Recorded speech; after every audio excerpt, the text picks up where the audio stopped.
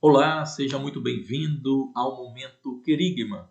Esse é o momento em que trazemos a você uma mensagem bíblica, uma mensagem da Palavra de Deus ao seu coração. E hoje falaremos sobre o seguinte assunto: por que Deus nos perdoa?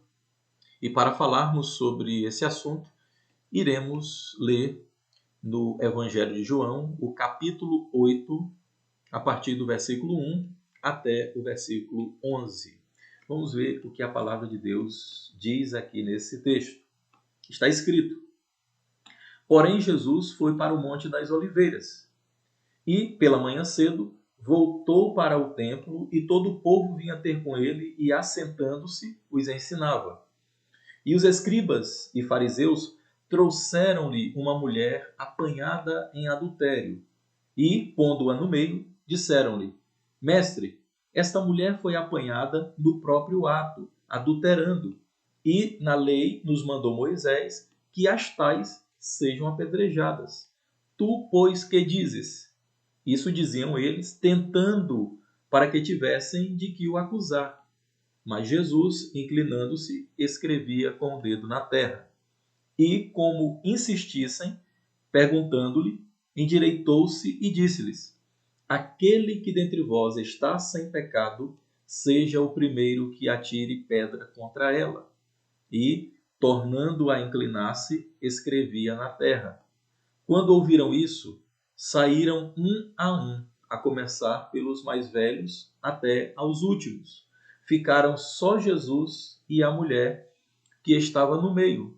E, endireitando-se Jesus, e não vendo ninguém mais do que a mulher, disse-lhe: Mulher, onde estão aqueles teus acusadores? Ninguém te condenou?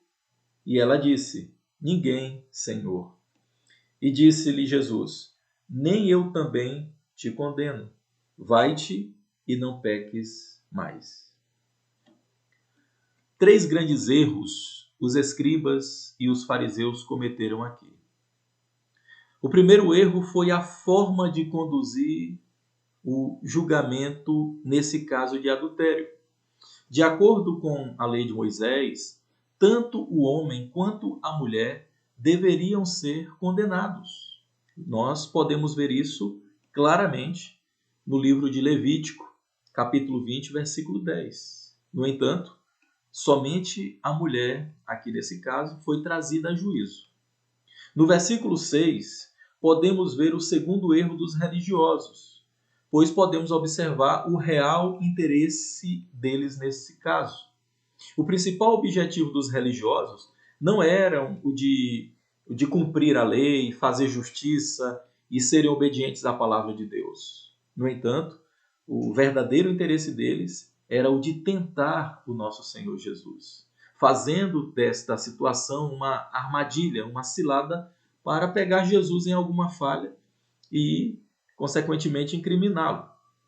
E o terceiro erro que eles cometeram foi o de pensar que Jesus iria ver este caso de adultério, apenas por dois ângulos. Eles pensaram que Jesus iria mandar apedrejar ou pedir para não apedrejar.